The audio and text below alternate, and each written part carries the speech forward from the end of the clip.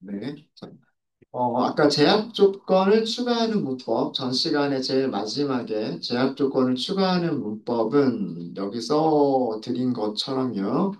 alter table, 그리고 테이블 이름을 쓰고 add constraint, 제약 조건의 이름과 제약 조건의 내용을 써준다. 이거를 했는데, 아까 제가 제약 조건 추가하면서 똑같은 문장인데 에러가 나고 또 어떻게 처리를 한 다음에 했더니 에러가 안 나고 그랬었었죠. 네. 그게 그 우리가 추가하려고 하는 그이 제약 조건의 내용이 그 실제 데이터들과 맞아야 이게 제약 조건이 제대로 추가가 될 수가 있어요. 음. 예를 들어서 프라이머리 키를 우리가 추가하고 싶다라고 한다면 만들어져 있는 테이블에 스튜던트라고 하는 테이블에 id라고 하는 컬럼에 중복되는 값도 없어야 되고요. 널도 없어야 돼요. 둘 다 만족해야 돼요. 만약에 널이 하나라도 있으면 스튜던스 테이블에 id 컬럼에 널이 하나라도 있으면 아까 제가 그 만났던 그 상황이에요. 그럴 때는 프라이머리 키가 될 수가 없어요. 그 다음에 아마 몇몇 분들이 그 널이 들어간 거 이외에도 다른 그게 있었는데 중복되는 값들이 들어가 있었어요. 아이디 컬럼에. 음. 그런 경우에는 역시 마찬가지로 중복되는 값들은 프라이머리 키로 사용될 수가 없으니까 이미 데이터가 있는 상태여서 그래서 프라이머리 키 제약 조건을 add를 할 수가 없어요. 네. 그래서 문법적으로는 오류가 없는 문장이지만 데이터 자체가 이미 무결성이 유지가 안 되는 상태로 데이터가 들어가 있는 상태여서 그 제약 조건을 줄 수가 없습니다. 그럴 때에는 찾아서 지워야 돼요. 네. 그래서 보통 그냥 깨끗하게 다 지워버리고 추가를 하거나 그 다음에 아니면은 그런 무결성을 유지하지 못하는 데이터들만 찾아서 지우거나 그렇게 해서 제약 조건 추가하고 다시 필요한 데이터들을 뭐 넣고 이런 작업들을 하게 됩니다. 그래서 add constraint는 어, 데이터가 없으면 에러가 나는 경우는 문법만 오류가 없으면 그렇게 에러가 나지는 않겠지만 이미 데이터가 들어가 있는 테이블에 대해서는 에러가 나는 경우들이 발생할 수 있다. 그리고 그런 경우는 에러 메시지를 보면서 이게 어떤 조건을 만족하지 못하는 거구나. 데이터 자체가 문제가 있구나. 네, 그런 것 그렇게 생각을 하시면 될 것 같아요. 네, 이렇게 해서 저희가 지금 다룬 거는 두 가지를 다뤘죠. 올터 테이블 리네임을 했고요. 그다음 올터 테이블 애드까지 했어요. 그렇죠? 올터 테이블 애드까지를 했고 이제 드랍과 모디파이요. 드랍과 모디파이 세 번, 3번이 되겠죠? 네, 3번은 삭제예요, 삭제. 삭제를 하실 때는 alter 테이블 다음에 들어가는 게 뭐냐면 드랍이에요, 드랍. 드랍이 삭제다라고 말씀드렸죠.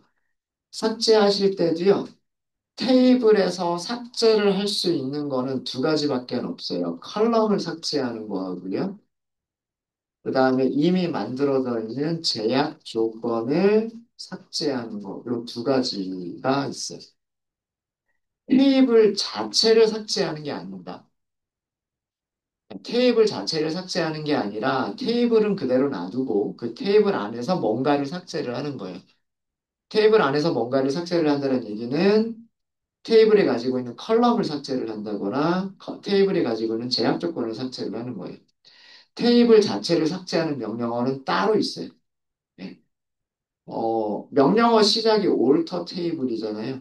그러니까 테이블을 변경하는 게 목적이기 때문에 변경하는 것 중에서 무엇인가를 삭제한다라고 하는 거기 때문에 삭제할 수 있는 거는 컬럼과 제약 조건. 테이블 자체는 따로 있어요. 그거는 제가 나중에 다룰 다른 DDL을 하면서 다룰 겁니다. 자, 그러면 삭제에서 첫 번째 컬럼 삭제부터 볼게요. 컬럼 삭제. 컬럼을 삭제하실 때의 문법은요. alter, 테이블. 그 다음에 테이블 이름을 써주시면 되고요.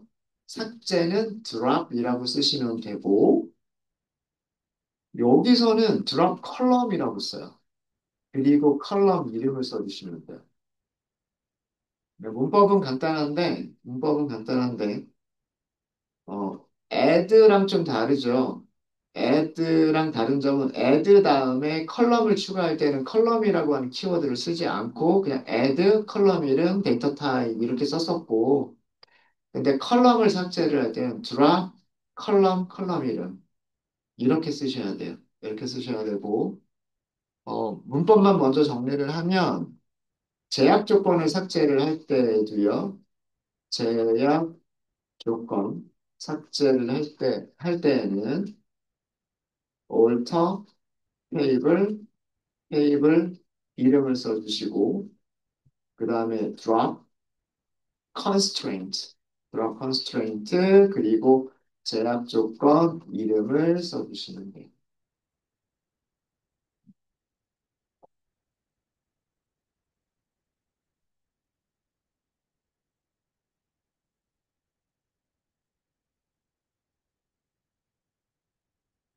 그러니까 삭제하는 거는 애들을 할 때는 그 뒤쪽에 있는 문법이 create table에서 컬럼을 추가하는 문법, create table에서 제약 조건을 추가하는 문법. 그렇게 생각하시면 되고요. 그 다음에 삭제를 하실 때에는 간단하게 drop 컬럼 이름, drop constraint 이름 이렇게 기억하시면 돼요. 아시겠죠? 어. 그래서 add 컬럼일 때에는 add 다음에 컬럼이라고 키워드 안 써요. 제가 아까 어떻게 설명을 드렸냐면 어, alter table add라고 할 때는 뒤쪽에는 create table에서 컬럼을 그 선언하는 문법. 컬럼을 선언하는 문법에서는 컬럼이라고 하는 키워드 안 쓰죠. 그냥 컬럼 이름, 데이터 타입, 디폴트 값, 요렇게만 설정을 하잖아요. 그죠? 네, 그렇게만 써주는. 그래서 여기는 컬럼이라고 하는 키워드 안 들어가요. 안 들어가고, 제약 조건 추가할 때, 제약 조건 추가할 때는 우리 create 테이블에서 제약 조건 추가하는 문법 생각해 보세요. constraint, 이름, 제약 조건 내용 이렇게 써주잖아요. 그러니까 add, 그 다음에 constraint 라는 키워드까지가 여기가 들어가요. 삭제는, 삭제는 create 테이블과 상관이 없어요. 그래서 이거는 그냥 drop 컬럼 이름, drop constraint, 그다음에 제약 조건 이름 이렇게 생각하시면 돼요. 제가 헷갈렸던 게 그거예요. 왜 add 다음에는 컬럼을 안 쓰고 drop 다음에는 컬럼을 쓰는지. 뭔가 일관성이 없어 보이고 좀 약간 좀 불만이었었는데 어떻게 하겠어요. 문법을 만든 사람들이 그렇게 만들었으니까 문법대로 써야죠. 네, 그렇습니다. 네, 자 그러면 별로 그렇게 많이 어렵지 않습니다. 우리 학생 테이블 이렇게 만들어져 있죠. 학생 테이블은 지금까지 만든 컬럼들을 보시면 아이디, 네임, birthday, grade, 이메일 이렇게 만들어져 있어요. 이렇게 만들어져 있고 이 중에서 birthday라고 하는 거를 지워볼까요? 네. 스튜던트 테이블에서 스튜던트 테이블에서 birthday라고 하는 칼럼을 삭제해 보도록 하겠습니다. 어떻게 하시면 될까요? 월터, 테이블, 스튜, 던츠, 그 다음에 드럼. 컬럼을 지우실 때는 컬럼, 그리고 컬럼 이름, 벌스, 데이터. 데이터가 있다고 해서 못 지우진 않아요. 데이터까지도 날려버리는 거기 때문에 컬럼이 삭제가 됩니다. 그래서 드랍 컬럼은 데이터 있고 없고에 상관이 없어요. 있고 없고 상관이 없습니다.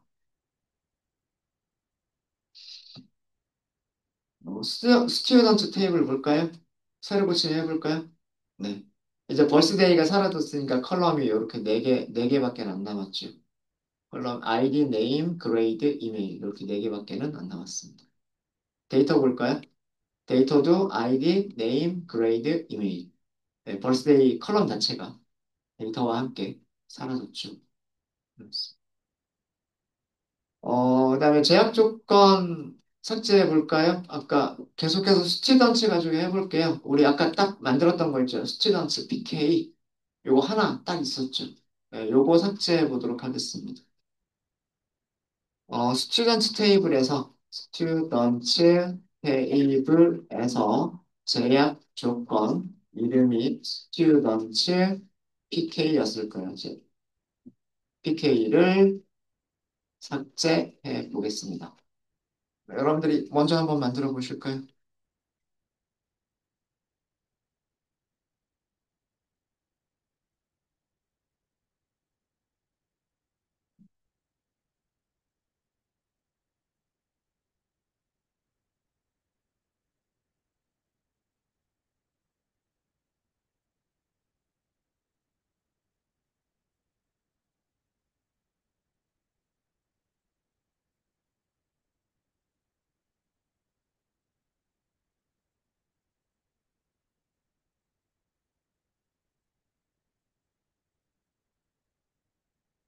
드랍이 제일 쉬워요. 네, 얼터 테이블, 테이블 이름은 스튜던트, 드랍, 컨스트레인트 이름만 쓰면 되니까. 스튜던트, 물론 이름은 알아야 되겠죠. 물론 이름을 알아야 돼요. 이렇게 해서 이렇게. 네, 이렇게 하면 테이블이 변경됐다라고 나오고요. 변경된 내용은 constraint, student PK라고 하는 거를 삭제한 게 변경 내용입니다. 그래서 확인하기 위해서는 요 스튜던트 테이블 가시면 되고요. 여기서 제약 조건 새로 고침을 해보시면 제약 조건 사라진 거 보이실 거예요. 제, 데이터는 그대로 남아있죠. 제약 조건만 사라진 거예요. 제약 조건만 사라진 겁니다. 네, 질문 있으십니까? 질문 있으세요? 없으세요? 네. 참고로, 우리가 컬럼을 삭제를 한다거나 제약 조건을 삭제를 하려고 할 때, 예, 그, 특히나 제약 조건 이름을 제약 조건을 삭제하려고 하면, 제약 조건 이름을 알아야 돼요. 그죠? 우리가 가지고 있는 제약 조건의 이름들이 뭐가 있을까? 이런 것들을 알아야 삭제를 할 수가 있겠죠. 그죠? 예. 만약에 뭐 테이블을 삭제하고 싶어도, 물론 테이블 이름은 여기서 SQL 디벨로퍼를 이용하는 경우에, SQL 디벨로퍼를 이용하는 경우에 접속 판넬에서 테이블을 클릭하면 가지고 있는 테이블들을 쭉 볼 수가 있으니까, 어, 그, 여기서, 이런 테이블은 필요 없구나 하고서 테이블을 삭제한다거나 그런 일들을 할 수가 있겠지만, 제약 조건 이름들은 여기서 이 판넬에서 접속이라고 하는 판넬에서 쉽게 찾을 수가 없단 말이에요. 그죠? 자, 그거를 찾는 방법을 말씀을 드릴게요. 네, 보통 어드민에서 보통 많이 하는데, 오라클은 메타 테이블이라고 하는 거를 가지고 있어요. 메타 테이블. 여러분들 메타인지라고 하는 용어 들어보셨어요? 메타인지가 뭐죠? 자기 자신에 대해서 생각하는 거죠. 내가 생각하고 있다는 거를 내가 생각하는 거죠. 그런가? 저 정확하게는 설명을 못 하겠지만, 내가 생각하고 있다라고 하는 나를 내가 인지를 하고 있는 거. 그런 거, 그러니까, 좀 더 상위 개념이라고 생각을 해야 되나? 뭐 그런 거를 메타 인지, 그러니까 메타라고 하는 걸 붙이는데, 그럼 메타 테이블이라고 하는 거는 뭐냐면, 테이블들을 관리하는 테이블이라는 뜻이에요. 네. 사용자가 만든, 그러니까 오라클에 접속하는 사용자라고 하면 스컷, 우리가 만든 걸로 이제 스컷이 만든 테이블이 아니라 스컷이 만든 테이블들을 관리해주는 테이블. 그런 테이블이 있어요. 그런 것들을 메타 테이블이라고 하고요. 메타 테이블은 누가 따로 만들어주는 게 아니라 오라클이 사용자가 테이블을 만들겠다, 삭제하겠다 이런 거를 할 때 오라클이라고 하는 데이터베이스 서버에서 스스로 직접 관리하는 그런 거를 메타 테이블이라고 얘기를 한다. 그래서 테이블을 관리하기 위한 물론 이건 오라클만이 아니라 다른 MySQL과 같은 다른 데이터베이스 시스템도 이런 메타 테이블과 같은 기능을 하는 그런 테이블들이 있습니다. 그래서 오라클이라고 하는 건 뺄게요. 테이블을, 어, 테이블을 관리하기 위한 테이블. 요런 정도로, 설명할 수 있을 것 같아요. 뭐, 정확한 정의는 아닌 것 같지만, 대략. 가장 대표적인 게 뭐냐면, 유저 테이블즈라고 하는 게 있고요. 유저 컨스트레인츠라고 하는 게 있어요. 이런 녀석들이 있어요. 자, 유저 테이블즈가 뭐가 있는지를 한번 좀 볼게요. 예라고 할까요?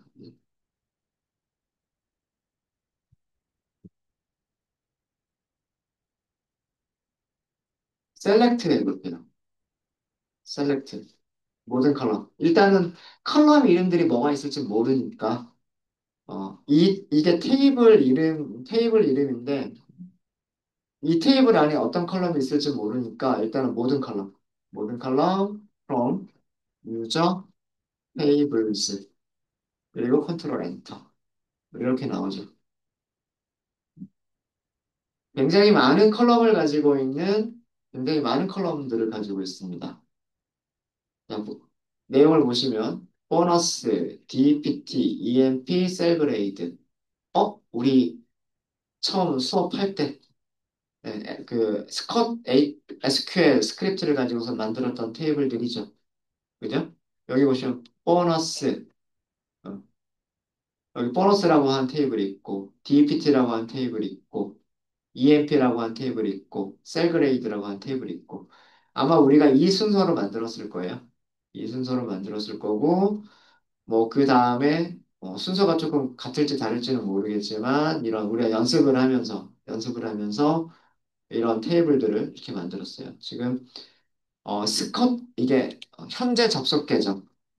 이 코드의 의미는 현재 접속 계정. 그러니까 지금 같은 경우에는 스컷이죠. 스컷 계정에서 생성한 테이블들을 보여줍니다. 테이블의 모든 정보죠. 테이블들의 정보.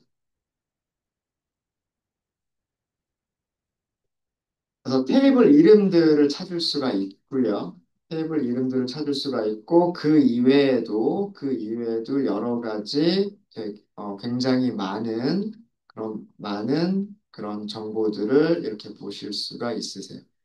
그러니까 오라클이 테이블 하나를 관리하기 위해서 컬럼 엄청 많죠. 엄청 많죠. 예, 이런 것들을 다 관리하기 위해서 이런 걸 하고 있다. 뭐 그런 내용이에요.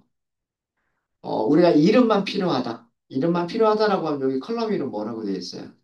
컬럼 이름이 테이블 네임이라고 되어 있죠. 그죠?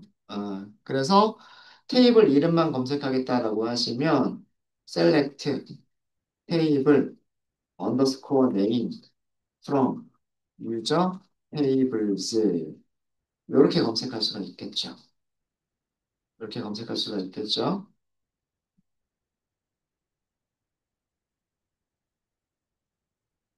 그러면 테이블 이름들만 쭉 주죠. 맞아요? 자, 문제 하나 드릴까요, 여기서 문제 하나 드릴게요. EX 언더스코어로 시작하는 우리가 이 테이블을 만들 때 앞에다가 EX 언더스코어를 붙여서 만든 테이블들이 있었어요. 그죠? EX 언더스코어로 시작하는 모든 테이블 이름들을 찾아보세요.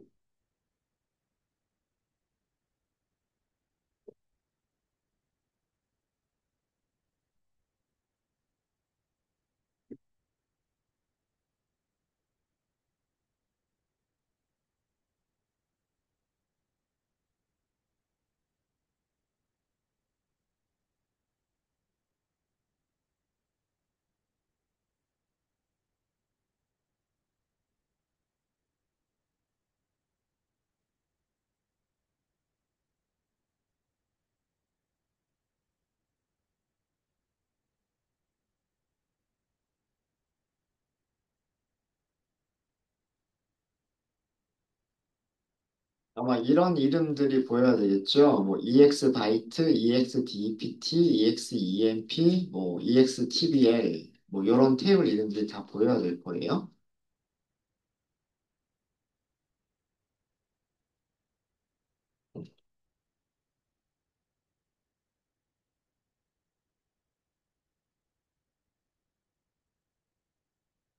뭐뭐로 시작하는, 뭐뭐를 만족하는 이기 때문에 select from where절이 있어야 될 거고요.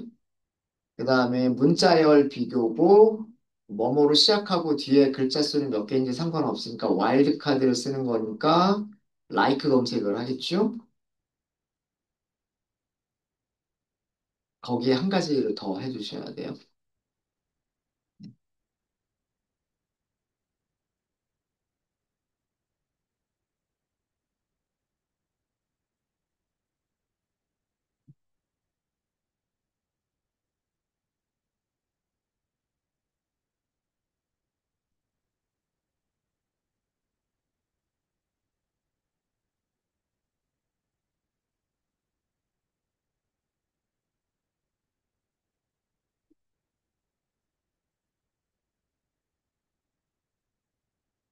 결과가 이렇게 하신 분들 혹시 계시죠? 결과가 나오나요, 안 나와요? 안 나오죠. 왜 안 나올까요? 사실은 제가 요거를 묻고 싶었던 거예요. 다시 한번 우리가 위쪽 문장을 다시 한번 실행해 볼까요? 테이블 이름도 잘 나오죠? 음. 테이블 이름이 비슷한 거 찾아주세요. EX 언더스코어, 그 다음에 뒤쪽에 퍼센트니까 몇 글자든 상관없어요. 라고 하는 거잖아요. 근데 얘는 안 나왔죠. 그죠? 안 나오죠? 아, 자, 메타 테이블도 테이블이죠. 테이블에 저장된 문자열들은 대소문자를 구분할까요? 구분하지 않을까요? 구분하죠. 그쵸? 여기 테이블 안에 있는 값들을 보세요. 전부 소문자가 있어요? 없어요? 전부 대문자죠. 그러니까 뭐라고 하셔야 될까요? 대문자 EX라고 하셔야 돼요. 대문자 EX.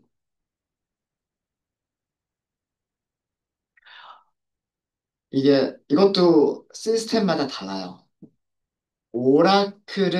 오라클은 테이블 이름, 컬럼 이름을요, 메타 테이블에 저장할 때 대문자로만 저장을 해요. 우리가 create table이라고 하는 명령을 사용을 하면서 제가 테이블 이름 만들 때 한 번도 대문자 쓰지 않고 전부 다 소문자로만 썼고, 그 다음에 컬럼 이름도 전부 소문자로만 썼죠. 근데 오라클은요, 테- 우리가 create 명령을 통해서 테이블을 만들었을 때 오라클이 자기가 테이블을 관리하기 위해서 메타 테이블에다가도 정보를 저장하겠죠. 저장할 때 테이블 이름을 전부 다 대문자로만 저장을 하고요. 컬럼 이름도 전부 다 대문자로만 저장을 합니다. 메타 테이블에. 근데 SQL 명령어 자체에서는 그 테이블 이름이나 컬럼 이름을 대문자로 쓰든 소문자로 쓰든 상관이 없게끔 그렇게는 동작을 하는데, 어, SQL 문장에서 식별자는 대소문자를 구분하지 않는다고 그랬죠. 식별자라고 하면 예하버드, select, from, where 이런 것들 대소문자 구분하지 않는다 그랬죠. 테이블 이름, 컬럼 이름 대소문자 구분하지 않는다 그랬죠. 그건 SQL 문장에서만 그런 거고요. 만약에 메타 테이블에서 테이블 이름을 검색하고 싶다? 그러면 메타 테이블에는 대문자만 들어가 있으니까 대문자로 비교를 하셔야 돼요. 같다, 다르다, 비슷하다, 전부다 대문자로 비교를 하셔야 돼요. 오라클은 테이블 이름과 컬럼 이름들을 대문자로 관리합니다. 근데 다른 데이터베이스는 또 그렇지 않은 것들이 있어요. 그렇지 않은 것도 있어요. 대소문자를 구분해서 대소문자를 구분해서 어, 그 크리에이트 테이블 할 때 사용한 이름 그대로 대문자로 썼으면 대문자로, 소문자로 썼으면 소문자로 그렇게 관리를 하는 데이터베이스도 있어요. 그래서 그거는 시스템에 따라서 조금 달라요. 우리가 오라클 기준으로만 얘기를 하면 대문자로만 관리하고 있다. 그래서 우리가 이런 검색을 할 때, 이런 검색을 할 때 어떻게 했었었어요? 테이블 이름이 대문자인지 소문자인지 모를 때 어떻게 했어요? 전부 다 대문자로 바꾼 다음에 like, 그죠? 이렇게 검색을 하거나, 이렇게 검색을 하거나, 그죠? 아니면 또 다른 방법은 반대로, 그쵸? 전부 다 소문자로 바꾼 다음에 테이블, 네임을 전부 다 소문자로 바꾼 다음에 like, 소문자, 이제는 비교하는 대상도 소문자여야 되죠? 맞아요? 비교하는 대상도 소문자. 이렇게 하면 똑같은 결과를 주죠. 맞습니까? 이렇게 하셔야 돼요. 이렇게도. 음. 둘 중에 한 가지를 쓰셔야 되는 거예요. 둘 중에 한 가지. 네. 그래서 이 문제를 드렸던 이유는, 오라클은 테이블 이름, 그 다음에 컬럼 이름, 이따가 제약 조건도 보여드릴게요. 제약 조건 이름을 관리를 할 때, 이름들은 내부적으로 대문자, 대문자로만 내부적으로 좀 구체적으로 쓰죠. 이름, 이름들을 메타 테이블에, 메타 테이블에 저장할 때 대문자로만 저장한다. 그래서 만약에, 메타 테이블에서 테이블 이름이나 그 제약 조건 이름들을 검색하고 싶을 때, 뭐뭐로 시작하는 뭐 이런 거. 그래서 메타 테이블에서 테이블 이름이나 제약 조건 이름, 이런 것들을 검색할 때에는 반드시 대문자로 비교를 하셔야 돼요. 메타 테이블에서 테이블 이름 또는 제약 조건 이름을 찾고, 찾고 싶을 때는 대문자 비교를 사용하셔야 돼요.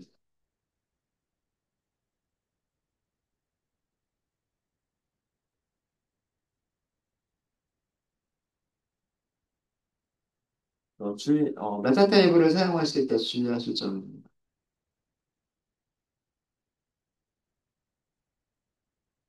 그래서 이 접속 판넬에서 테이블 이름 보여줄 때 전부 다 대문자로만 보여주고 있었죠? 컬럼 이름 전부 다 대문자로만 보여주고 있었죠? 그렇죠? 예. 그리고 제약 조건 이름 보면 우리가 만들 때는 제약 조건 이름들을 소문자로 만들었는데 실제로 테이블에서 정보 찾아보면 제약 조건 이름들도 전부 다 대문자로만 보여줬었죠. 그 이유가 오라클이 메타 테이블에 모든 이름들을 대문자로 변환해서 관리하고 있었기 때문에 그렇습니다. 네. 자, 그럼 우리 유저 테이블이라고 하는 메타 테이블 보여드렸고, 네. 유저 테이블즈라고 하는 메타 테이블 보여드렸죠. 이번에는 유저 컨스트레인트, 유저 언더스코어 컨스트레인트가 있어요. 자, 이것도 보시면 네, 이렇게 되어져 있습니다. 무슨 계정이 그죠? 우리 전부 스컷 계정이죠. 다른 계정 없어요? 우리가 접속한 게 스콧이니까. 어떤 이름의 제약 조건인지, 그리고 제약 조건 타입, 뭐 R이냐, C냐, P냐, 뭐 이런 거, 그냥 U냐, 뭐 이렇게 한 글자짜리로 되어져 있죠? 한 글자짜리로 되어져 있어요.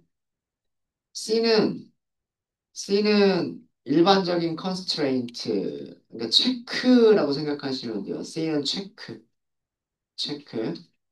P는 primary key라고 생각하시면 돼요. primary key. U는 unique라고 생각하시면 돼요. unique. R은 non-null이라고 생각하시면 돼요. non-null. 그래서 그 타입이 한 글자짜리로 되어져 있고요. 그 다음에 무슨 테이블에 있느냐라고 하는 것도 있죠.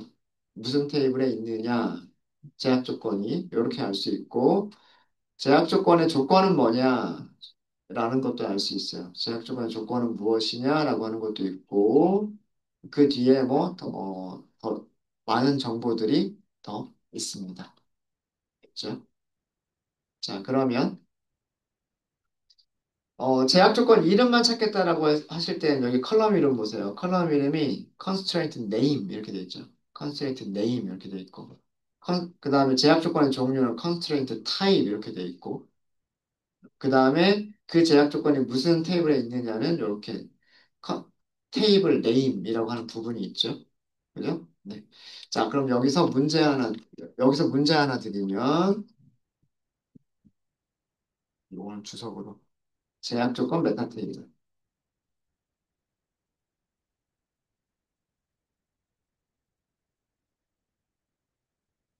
테이블. 여기서 문제 하나 드리면, 어, 우리 EX, TV에 1번이 있었을 거예요.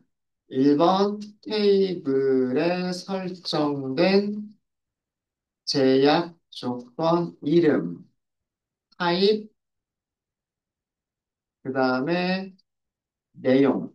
여기서 내용이라고 하면 컬럼 이름 중에서 search condition이라고 되어 있어요. search condition. 이름과 타입과 내용을 출력해 보세요. 여기서는 테이블 이름 딱 지정을 했죠.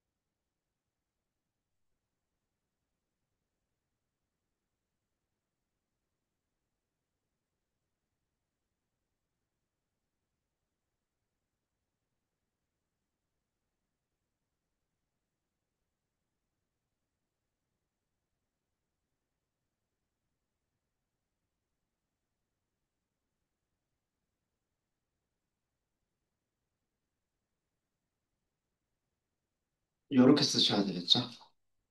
이렇게 쓰셔야 됩니다. 제약 조건 이름, 제약 조건 타입, search condition. 자, 여기서 주의하실 점은 여기를 소문자로 extbl 1번이라고 쓰면 결과가 나올까요? 안 나올까요? 안 나오죠. 요거를 말씀드리고 싶었던 거예요. 우리가 뭐 create table이라고 할 때 테이블 이름을 주는 경우나 alter table 하고서 테이블 이름을 주는 경우 대문자로 쓰든 소문자로 쓰든 상관없이 동작했었죠. 그죠? 동작했었지만 그 테이블 이름을 메타 테이블이 가지고 있는 컬럼에 있는 값과 비교하실 때에는 소문자를 쓰면 안 되겠다. 왜 그러냐 하면 메타 테이블에는 테이블 이름, constraint name 이런 것들 전부 다 뭘로 이루어져 있으니까 대문자로 이루어져 있으니까 이해되셨죠? 그러니까 우리가 위쪽에서 alter table, drop, constraint 하면서 여기에다가 그 제약 조건의 이름을 소문자로 쓰는 거는 괜찮아요. 이거 따옴표로 묶여 있는 게 아니잖아요. 그냥 식별자로서의 이름을 쓰는 거잖아요. 식별자로서의 이름은 오라클이 대소문자 구분 없이 사용을 해줘요. 내부적으로 얘를 대문자로 취급해서 드랍 컨스트레인트를 실행을 해주는 거예요. 하지만 비교할 때 어떤 컬럼에 있는 값과 문자열을 비교하겠습니다. 라고 할 때는 이거는 문자열이잖아요. 문자열. 대소문자 구분하죠. 그리고 실제로 테이블, 유저 컨스트레인츠라고 하는 테이블에 저장된 값은 소문자는 하나도 없이 대문자로만 저장이 돼 있죠. 그러니까 같다 다르다 비교하실 때에도 대문자로만 비교를 하셔야 돼요. 이렇게 이렇게 하시면 됩니다. 이해되셨죠? 네.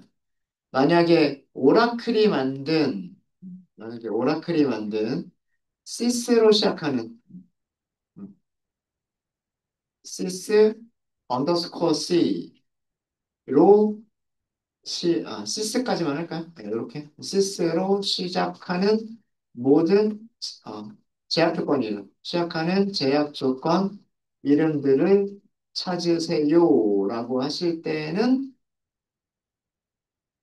어떻게 하셔야 돼요? 이름만 찾을 거예요. constraint name만 user constraint 조건절이 쓰면 되겠죠? constraint name이 like 대문자만 들어가 있다라고 생각하셔가지고 sys 언더스코어 퍼센트 이렇게 하셔야 돼요. 그러면 sys로 시작하는 것들 나오죠? 여기 소문자로 쓰시면 하나도 안 나와요. 소문자 sys라고 쓰시면 하나도 안 나오고 대문자 sys로 쓰셔야 이런 값들이 나오게 됩니다. 그래서 여러분들이 제약 조건을 삭제하거나 혹은 제약 조건 이름을 변경하거나 그러려면 제약 조건 이름을 찾으셔야 되겠죠? 그죠? 예. 그래서 제약 조건 이름들을 찾고 싶을 때 물론 테이블을 하나씩 찍어 보면서 그 테이블에서 제약 조건이 뭐가 있는지 이렇게 찾아보실 수도 있으시고 아니면 이런 메타 테이블을 이용해서 검색을 해볼 수도 있겠다. 근데 메타 테이블을 이용해서 검색을 하실 때 주의하실 점 메타 테이블에는 정보들이 대문자로만 저장이 되어져 있다. 문자를 비교하실 때 대소문자를 구분하기 때문에 대문자를 비교를 하셔야 된다. 이게 메타 테이블을 사용하실 때 주의하실 점이에요. 네, 이렇게 해서 저희 올터 테이블 중에서 드랍 컬럼, 드랍 컨스트레인트까지를 살펴봤습니다. 모디파이 하나 나왔네요. 그 부분은 저희가 다음 시간에 하도록 하겠습니다. 혹시 질문 있으세요? 네, 질문 없으십니까?